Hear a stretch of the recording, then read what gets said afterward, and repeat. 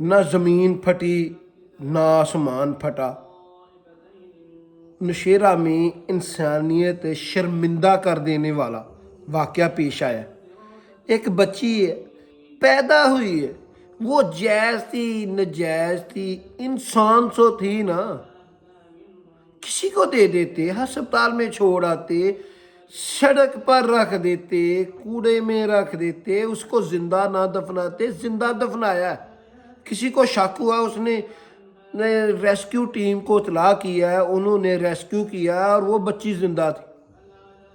انہوں نے بچی کو جلدی سے ہسپتال منتقل کیا اور بچی ہے وہ نمونیے کا شکار تھی اور وہاں پر وہ جاں بحق ہوئی ہے 6 دن بعد۔ جب 6-7 دن بعد وہ جاں بحق ہوئی ہے تو ایک میجر تھا آرمی کا، بے اولاد تھا، اس نے اس کو اڈاپٹ کر لیا۔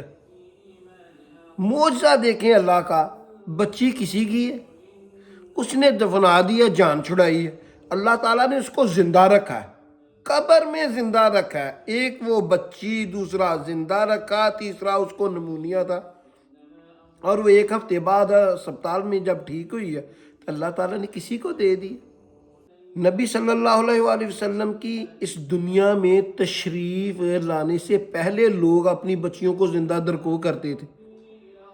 اسی طرح وہ معاملہ پیش آیا کہ نبی صلی اللہ علیہ وآلہ وسلم نے آ کر اس معاملے کو ختم کر دیا، اور کسی کم بخت ماں باپ نے اس معاملے کو پھر زندہ کرنے کی کوشش کی، اور اللہ کی رحمت سے وہ بچی بالکل ٹھیک ہے۔ سورۃ واقعہ میں اللہ تعالیٰ ارشاد فرماتا ہے کہ قیامت والے دن زندہ درکو کی ہوئی بچی سے پوچھا جائے گا کہ تمہیں کس گناہ کی سزا پر زندہ دفن کر دیا گیا، پوچھا جائے گا۔